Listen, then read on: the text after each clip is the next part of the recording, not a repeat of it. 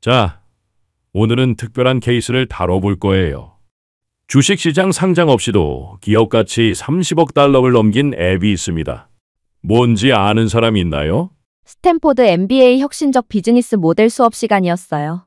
학생들이 하나씩 손을 들었죠. 스포티파이요? 디스코드? 레딧 아닌가요? 교수님이 고개를 저으며 스크린을 켰어요. 한국의 동네 중고거래 앱 당근마켓입니다. 강의실이 술렁거렸어요. 저도 놀랐죠. 중고거래 앱이 30억 달러? 제 이름은 그레이스 김이에요. 한국 이름은 김은지죠. 27살이고 토론토에서 태어난 한국계 캐나다인.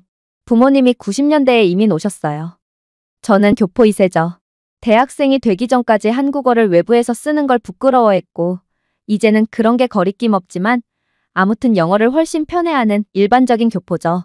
한국과의 인연이라면 글쎄요, 별로 특별할 게 없었어요. 8살 때 가족 여행으로 처음 한국에 갔었죠. 친척들 만나고 경복궁 구경하고 김밥 먹고 솔직히 기억도 잘 안 나요. 두 번째는 대학교 2학년 때였어요. 2017년 여름 연세대 어학당 단기 프로그램이었죠. 4주간 한국어 공부하고 홍대 클럽 가고 치맥 먹고 전형적인 교포 대학생의 한국 체험이었어요. 그 후로 무려 7년간 한국에 가본 적이 없었네요. 굳이 갈 이유가 없었거든요. 토론토에도 한국 음식점이 많고 K-팝은 유튜브로 보면 되고 한국 드라마는 넷플릭스에 다 있잖아요.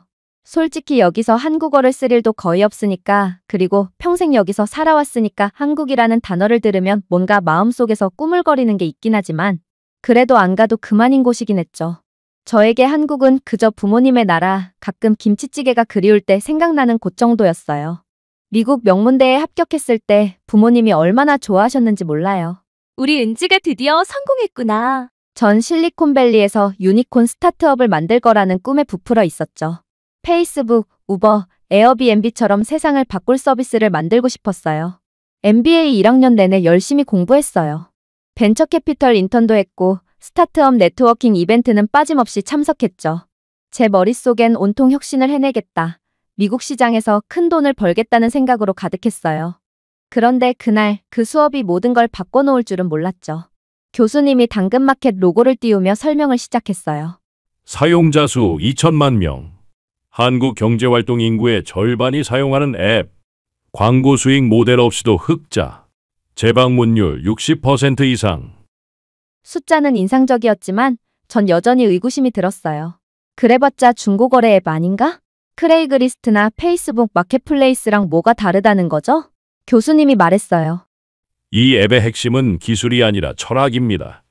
동네라는 개념을 디지털로 복원한 거죠. 솔직히 이해가 안 됐어요. 동네를 복원한다니 그게 무슨 말이죠? 2024년 6월 여름방학이 시작됐어요. 원래는 뉴욕의 스타트업에서 인턴을 할 계획이었는데 마지막 순간에 취소됐죠. 코로나 이후 첫 대규모 정리해고였어요. 갑자기 3개월이 텅 비어버린 거예요. 그때 엄마가 전화했어요. 은지야, 이참에 한국 다녀오는 게 어때? 이모가 보고 싶다고 하시던데. 7년 만에 한국이라 별로 내키지 않았지만 딱히 할 일도 없었어요. 게다가 MBA 학비로 텅 빈 통장을 생각하면 이모 집에 얹혀 사는 것도 나쁘지 않았죠. 6월 말 저는 인천공항에 도착했어요. 7년 만에 본 서울은 완전히 달라져 있었어요. 2017년에는 그나마 현금이 조금이라도 사용되었던 것 같은데 이제는 모든 곳에서 카드와 모바일 결제가 됐죠. 택시도 앱으로 부르고 음식도 앱으로 주문하고. 이모는 강남구 대치동에 사셨어요. 전형적인 한국 중산층 아파트 단지였죠. 도착한 첫날 밤 이모가 말했어요. 은지야, 한국에 있으면서 필수 어플들 깔아야지. 카카오톡은 있지? 그 다음은 당근마켓이야. 당근마켓. 그 수업에서 들었던 바로 그 앱이었어요. 이모도 이거 써요? 당연하지. 이거 없으면 동네 사람 아니야. 일단 동네 인증부터 해. GPS로 동네 인증을 하니까 대치동 게시글들이 쏟아졌어요. 첫 번째로 본 게시물이 아직도 기억나요.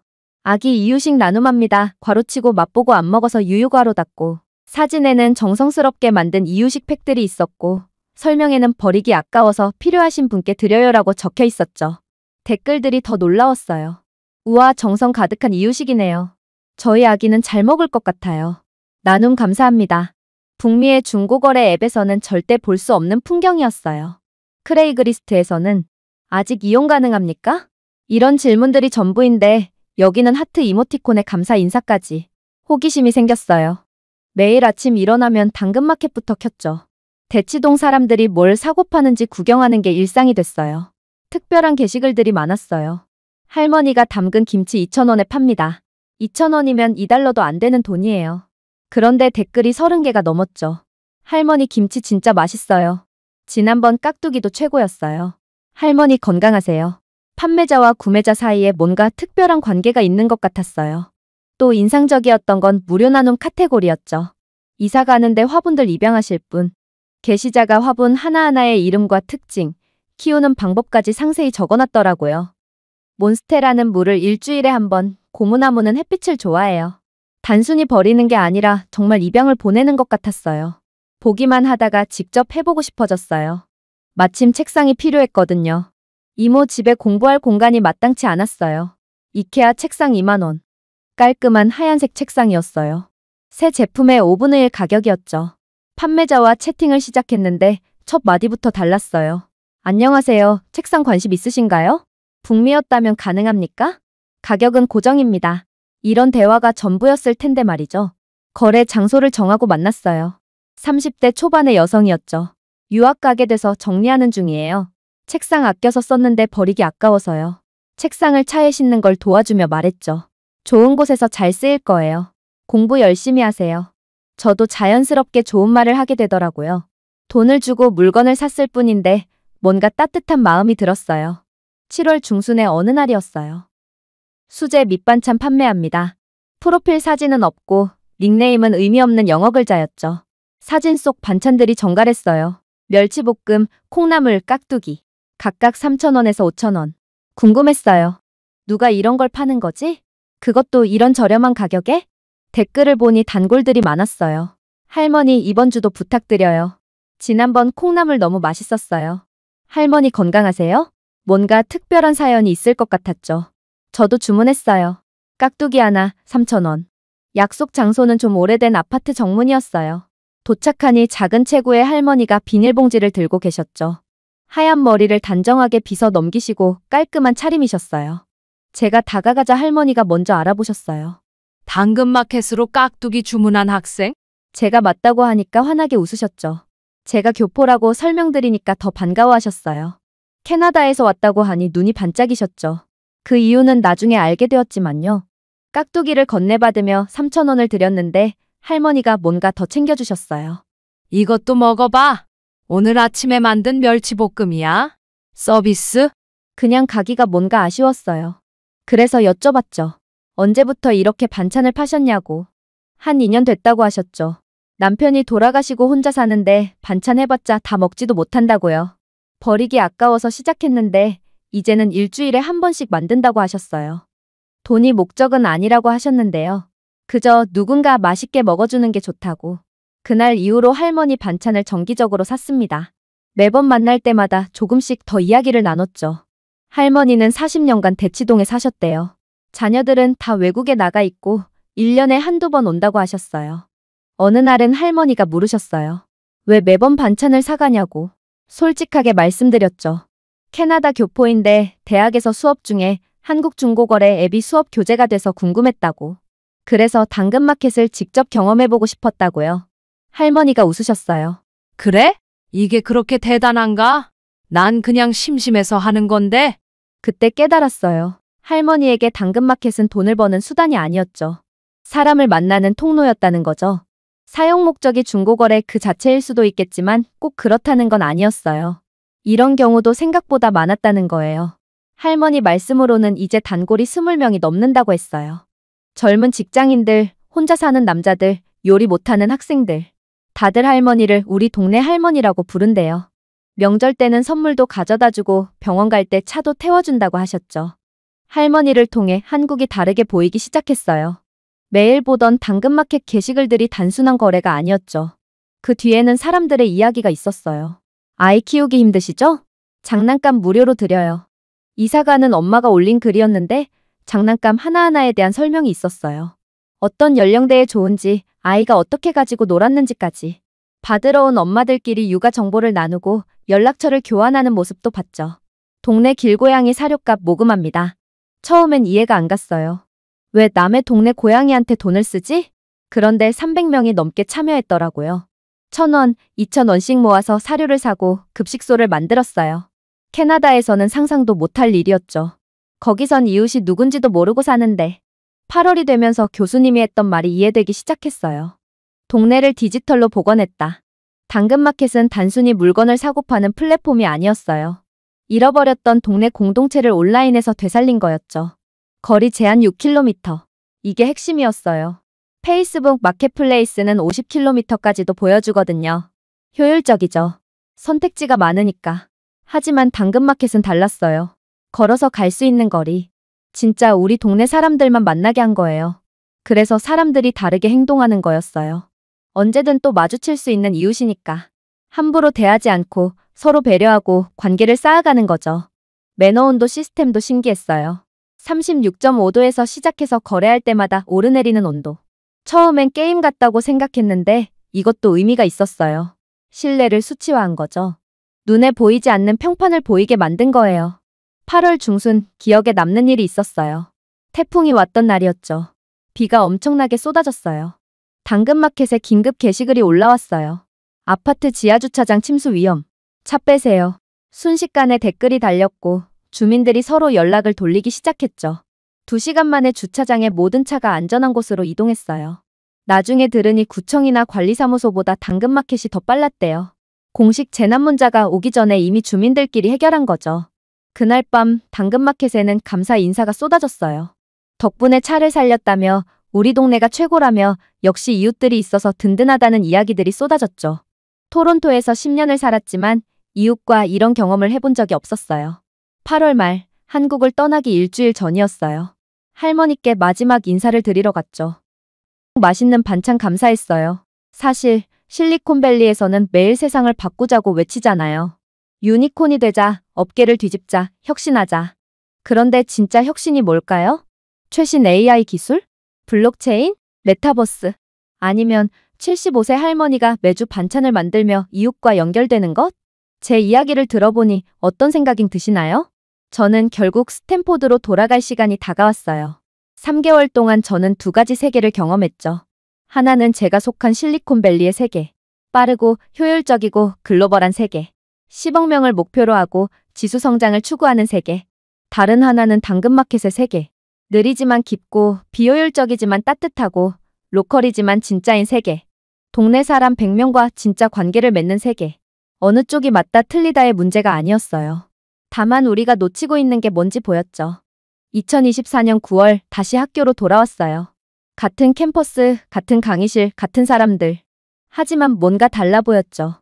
동기들은 여름 인턴 경험을 자랑하기 바빴어요. 누구는 구글에서, 누구는 메타에서, 누구는 유명 벤처캐피탈에서 일했다고 했죠. 다들 물었어요. 제가 여름에 뭘 했냐고. 한국에서 할머니 반찬 사 먹고 동네 사람들이랑 중고거래했다고 하니까 다들 의아한 표정을 지었죠. 그런데 정작 저는 그 누구보다 많은 걸 배웠다고 확신했어요. 수업 시간에 학기 프로젝트를 발표하는 시간이었어요. 다들 전형적인 실리콘밸리식 아이디어를 냈죠. AI 기반 뭐시기, 블록체인을 활용한 저시기, 글로벌 플랫폼 어쩌고. 제 차례가 왔어요. 로컬 커뮤니티 기반 신뢰 플랫폼. 슬라이드를 넘기며 설명했어요. 당근마켓에서 본 것들, 할머니 이야기, 태풍날의 협력, 매너온도 시스템. 반응은 차가웠어요. 스케일이 안 된다, 수익 모델이 약하다, 페이스북이 이미 있지 않냐. 한 동기는 코웃음까지 쳤죠. 그래봤자 로컬 비즈니스라고. 투자 받기도 힘들 거라고. 교수님만 조용히 듣고 계셨어요. 발표가 끝나고 교수님이 물으셨죠. 왜 이 아이디어를 선택했냐고. 저는 할머니가 했던 말씀을 떠올리며 답했어요. 실리콘밸리는 10억 명을 연결하려고 하지만 정작 옆집 사람이 누군지도 모른다고. 우리는 효율성을 추구하며 인간성을 잃어가고 있다고. 기술이 사람을 위해 존재해야지 사람이 기술을 위해 존재하면 안 된다고. 교수님이 고개를 끄덕이셨어요. 그리고 이런 말씀을 하셨죠. 진정한 혁신은 새로운 걸 만드는 게 아니라 잃어버린 가치를 되찾는 것일 수도 있다고. 프로젝트를 진행하면서 당근마켓을 더 깊이 연구했어요. 놀라운 사실들을 발견했죠. 당근마켓 사용자들의 동네 애착도가 비사용자보다 32% 높았어요. 이웃과의 교류 빈도는 2.7배 많았고요. 더 인상적인 건 범죄율이었어요. 당근마켓 활성화 지역의 절도 신고율이 18% 감소했대요. 서로를 아는 동네에서는 나쁜 짓을 하기 어렵다는 거죠. 이건 단순한 중고거래 앱이 아니었어요. 사회적 안전망이었죠. 10월부터 작은 실험을 시작했어요. 스탠포드 근처 대학원생 아파트 단지에서 베타 테스트를 했죠. 이웃당근이라는 이름으로. 처음엔 회의적이던 친구들도 써보고는 놀랐어요. 같은 건물에 2년간 살면서도 모르던 이웃을 알게 됐다고. 박사과정 선배가 전공책을 싸게 팔아서 좋았다고. 인도 음식 잘하는 이웃을 발견해서 메주 카레를 사 먹는다고. 가장 인기 있던 건 스터디 친구 찾기였어요. 같은 수업 듣는 이웃을 찾아서 함께 공부하는 거죠. 한 달 만에 가입자가 500명을 넘었어요. 작은 숫자지만 참여율은 80%가 넘었죠. 프로젝트가 알려지면서 연락이 오기 시작했어요.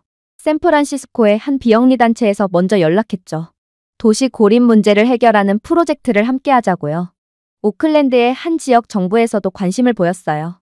범죄율 높은 지역의 커뮤니티를 만들 방법을 찾고 있었대요. 가장 놀라웠던 건 한국 당근마켓 본사에서 연락이 온 거였어요. 미국 진출을 고민 중인데 현지와 전략을 함께 고민해 줄 수 있냐고. 한국계 미국인으로서, MBA 학생으로서, 그리고 당근마켓의 열렬한 팬으로서 최적의 파트너라고 했죠. 지금은 2025년 3월이에요. MBA 졸업을 3개월 앞두고 있죠. 친구들은 대부분 대기업이나 유명 스타트업에 합격했어요. 저는 다른 길을 선택했어요. 당근마켓 US의 첫 번째 직원으로 합류하기로 했죠. 샌프란시스코가 아닌 작은 도시부터 시작할 거예요. 한인타운이 있는 LA 인근의 소도시부터요. 연봉은 친구들의 절반도 안 돼요. 스톡옵션도 불확실하고요. 부모님은 걱정하셨어요. 명문대에 나와서 왜 그런 작은 회사에 가냐고. 하지만 저는 확신이 있어요. 우리가 만들 건 단순한 앱이 아니에요. 잃어버린 이웃을 되찾는 일이죠. 차가운 도시의 온기를 불어넣는 일이고요. 가끔 상상해요. 10년 후 미국의 모습을요. 오클랜드의 할머니가 멕시칸 타말레를 파는 모습. 브루클린의 청년들이 자전거를 나눠 타는 모습. 시카고의 엄마들이 아기 용품을 교환하는 모습. 그리고 그들이 모두 말하는 거예요. 우리 동네 최고야라고 말하는 그 모습이요. 너무 순진한 꿈일까요? 하지만 3조 원짜리 중고거래 앱도 처음엔 그저 동네 사람들끼리 당근을 나누자는 아이디어에서 시작했잖아요. 세상을 바꾸는 건 거창한 기술이 아니에요.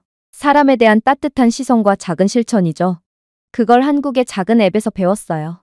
이제 제 차례예요. 그 따뜻함을 미국 땅에 심는 것. 씨앗은 작지만 언젠가는 숲이 될 거예요. 미국에서 성공하게 될 당근마켓을 기대해주세요. 언젠간 한국 방송에 나가서 인터뷰도 할게요. 감사합니다. 오늘의 사연은 여기까지입니다. 지금 화면에 나오는 영상을 아직 시청하지 않으셨다면 지금 바로 시청해보세요. 감사합니다.